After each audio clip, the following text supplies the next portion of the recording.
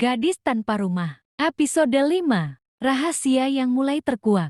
Pagi datang tanpa memberi ruang bagi pikiranku untuk beristirahat. Aku terbangun dengan perasaan tidak utuh. Seolah sepanjang malam aku berdiri di antara mimpi dan kenyataan, tidak sepenuhnya berada di salah satunya. Dan itu membuatku lelah. Tidak badanku, tapi beban pikiran yang tiba-tiba menumpuk di kepalaku. Seolah aku harus ikut bertanggung jawab pada sesuatu yang terjadi tapi bukan karena ulahku. Cahaya matahari menembus tirai kamar, jatuh di lantai seperti garis tipis keemasan. Namun udara masih dingin, sama dinginnya dengan perasaan yang tertinggal di dadaku sejak percakapan kemarin. Entah apa yang terjadi pada Sebastian, ia terasa jauh dari sosok yang terakhir kali aku ingat. Ada sesuatu yang membuatnya berubah. Yang aku hadapi sekarang seperti bukan dirinya yang selalu matang dalam bersikap. Dan aku tahu aku tidak bisa lagi berpura-pura tidak merasakannya. Sikapnya dan juga caranya menatapku tak lagi kurasakan sama.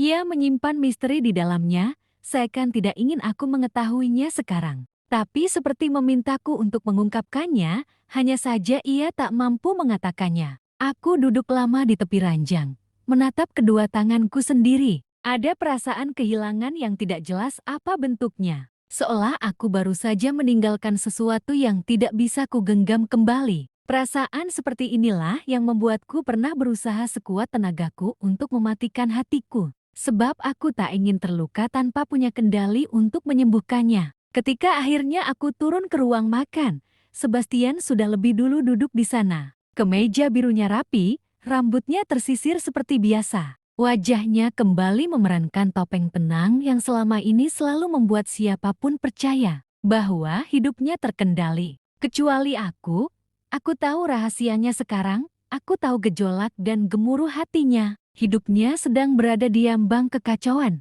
tapi ia masih bisa duduk tenang di sana sambil menikmati kopi panasnya. Kami tidak saling menyapa. Diamnya kami terasa jauh lebih bermakna daripada banyak kata yang semakin menambah beban di dada. Hanya suara sendok dan cangkir yang bersentuhan, langkah pelayan yang lalu lalang, dan jarak yang tumbuh di antara kami seperti tembok transparan. Tidak terlihat, namun terasa semakin tebal setiap detiknya. Tante Sarah memecah keheningan. Nea belum memberi kabar, ucapkan sambil menarik kursi makan di samping Sebastian. Sebastian mengangkat wajahnya. Belum, Ma.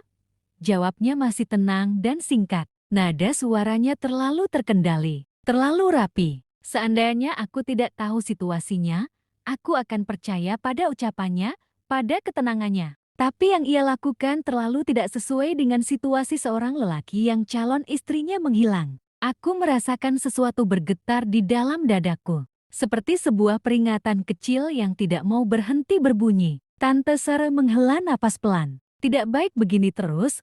Undangan sudah tersebar. Semua keluarga mulai bertanya. Sebastian tidak langsung menjawab. Ia menatap meja beberapa detik, lalu melirik ke arahku sesaat. Pandangan kami bertemu. Hanya sepersekian detik, tapi cukup untuk membuat dadaku kembali sesak. Bagai terkena serangan jantung mendadak. Sebab tatapannya itu, kalau aku tidak salah mengartikannya, akan berkaitan denganku. Akan membutuhkan keterlibatanku untuk penyelesaiannya. Akan aku urus, katanya akhirnya. Aku berdiri lebih dulu dan meninggalkan meja makan. Bukan karena aku tidak lapar, tapi karena aku tidak sanggup duduk lebih lama di ruangan yang penuh rahasia. Sebab aku tidak bisa tidak peduli dan seolah tidak tahu. Sejak hari itu, kehadiran Nia berubah menjadi bayangan yang semakin mencurigakan. Tidak ada foto baru di ponsel Sebastian. Tidak ada panggilan masuk. Tidak ada pesan suara. Setiap kali aku bertanya secara tidak langsung, Sebastian selalu punya jawaban singkat. Dia sibuk. Sinyalnya buruk. Ada urusan keluarga. Namun semakin sering aku mendengarnya, semakin tidak masuk akal semuanya. Dan yang membuat dadaku semakin gelisah, Sebastian tidak terlihat cemas. Ia tidak tampak seperti lelaki yang calon istrinya menghilang menjelang pernikahan. Ia tidak panik. Ia tidak resah. Ia terlalu siap. Seolah semuanya masih ada dalam skenarionya, sesuai dengan perhitungannya. Sore itu aku berdiri di lorong lantai 2, memandangi pintu kamar Sebastian yang sedikit terbuka. Aku tidak tahu apa yang mendorongku, tapi kakiku melangkah mendekat. Setiap langkah terasa seperti melewati batas yang tidak seharusnya kulewati. Aku mengintip. Sebastian berdiri di dekat jendela, ponsel menempel di telinganya. Aku menahan nafas berusaha memfokuskan pendengaranku pada pembicaraannya. Pastikan semuanya berjalan sesuai rencana, katanya pelan tapi tak berbisik. Tidak boleh ada yang meleset. Lanjutnya, setelah menjeda seperti sedang mendengar lawan bicaranya menjawab perintahnya, jantungku berdentum lebih keras. Aku tidak peduli caranya. Lanjutnya, yang penting, Moore tetap di sini. Tanganku membeku. Namaku. Seolah dunia berhenti berputar pada detik itu, aku mundur tanpa suara. Napasku tercekat. Pikiranku kacau. Kenapa namaku ada di rencana itu? Rencana apa? Apa yang sedang Sebastian lakukan? Malam itu aku mengurung diri di kamar, mencoba menyusun potongan-potongan yang semakin tidak masuk akal. Ditambah obrolan di telepon yang tak sengaja aku curi dengar. Banyak hal tak masuk akal berputar di kepalaku. Ingin rasanya berlari dan mendobrak kamar Sebastian, lalu memberondongnya dengan semua tanya yang ada di kepalaku. Tapi aku tidak bisa. Laki-laki itu pasti punya segudang jawaban untuk mengelaku. Jalan keluarnya harus aku cari tahu sendiri, menerka-nerka dengan apa yang telah aku lalui.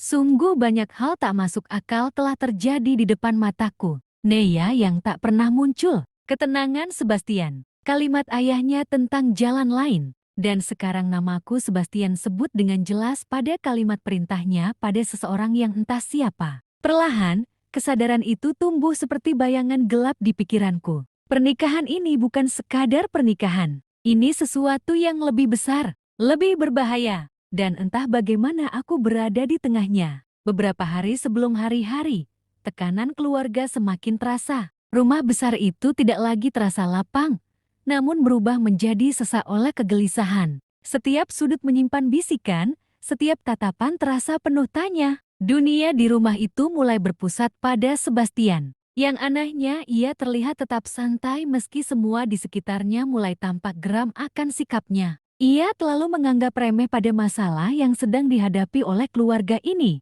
Ia seperti tidak sadar bahwa nasib keluarga ini akan bergantung pada caranya menyelesaikan huru-hara yang sudah ada di depan mata. Namun sikap Sebastian seolah tak peduli akan hal itu semua. Ia tetap pada rutinitasnya seolah rencana pernikahannya sudah berjalan sesuai dengan rencananya. Tante Sarah mulai sering menangis diam-diam dalam setiap doa-doa yang dia panjatkan. Seperti berusaha menenangkan dirinya sendiri dari sesuatu yang tak pernah diucapkan dengan suara. Ia tak lagi menuntut Sebastian dengan kata, hanya kadang ada tatapan iba pada putra kesayangannya. Khawatir katanya hanya akan menambah beratnya beban sang putra. Setiap tanyanya hanya akan berakhir di tenggorokan tanpa mampu keluar dari bibirnya. Takut jika tanyanya nanti malah menjadi luka baru. Sementara Om Kevin semakin sering menatap Sebastian dengan dingin. Tidak ada teriakan, tidak ada pertengkaran terbuka. Namun justru dalam kesunyian itulah aku merasakan retakan yang semakin jelas. Seolah semua sedang memendam dan menanti bom seperti apa yang akan jatuh meluluh lantakan mereka. Dan Sebastian, tak ada panik, tak ada khawatir, namun ia jeti semakin sering mencariku. Seakan aku tak boleh lepas dari pandangannya, hidupnya jeti berputar di sekitarku saja. Ia menungguku di tangga, di taman, di lorong, seolah memastikan aku tidak pergi terlalu jauh darinya. Kehadirannya selalu terasa seperti bayangan yang tidak mau melepaskan. Suatu malam, ketika rumah mulai sunyi dan lampu-lampu lorong meredup, ia mengetuk pintu kamarku. Maura? Panggilnya, suaranya rendah. Kita perlu bicara. Lanjutnya saat aku tidak memberi respon apa-apa pada panggilan dan ketukan pintunya, aku membuka pintu. Kami berdiri saling menatap di ambang pintu, tanpa kata, tanpa suara. Hanya tatapan mata yang seakan mampu mewakili setiap kata yang tak terucap. Ada batas yang rapuh antara masa lalu yang penuh kenangan dan masa depan yang semakin tak bisa kupahami. Apa sebenarnya yang sedang kamu lakukan? Bas, tanyaku pelan. Ia terdiam lama. Aku bisa melihat rahangnya mengeras. Napasnya tertahan seolah ia sedang memilih kata yang tepat agar tak melukai, namun tidak juga jujur. Aku hanya sedang memastikan agar semuanya berjalan ke arah yang seharusnya, katanya tanpa pernah mengalihkan pandangannya dari mataku, seolah itu caranya untuk meyakinkanku. Entah atas apa yang sedang coba ia yakinkan. Ke arah mana? Tatapan itu kembali muncul, sebuah tatapan yang dulu selalu membuatku merasa aman. Tatapan yang pernah menjadi rumah bagiku. Tapi itu dulu sekali hingga aku lupa kapan terakhir kali aku melihatnya. Tapi kini tatapan itu justru membuatku takut. Ke arah kita jawabnya terdengar yakin dan pasti. Dadaku terasa sesak. Aku menarik napas panjang, mengumpulkan tenaga untuk membahas sesuatu yang jelas mustahil ini. Tidak ada kita, Sebastian, tegasku. Suaraku tidak lantang tapi cukup menunjukkan sikapku. Ia mengangkat tangannya, hampir menyentuh wajahku, lalu menghentikannya di udara. Seperti seseorang yang sadar bahwa sentuhan itu tidak lagi miliknya. Kamu salah, bisiknya. Kita hanya sedang lupa caranya bertahan. Kalimat itu tidak membuatku merasa lebih baik. Justru sebaliknya, aku semakin yakin bahwa aku sedang berdiri di tengah sesuatu yang tidak kukenal. Dan malam itu, ketika aku kembali sendiri di kamar, menatap langit-langit yang terasa asing, aku akhirnya mengerti. Neya bukan pusat dari cerita ini. Akulah pusatnya. Dan badai itu akan datang dalam hitungan hari. Ketika rahasia mulai terkuak, segalanya akan berubah. Subscribe sekarang dan saksikan kelanjutannya.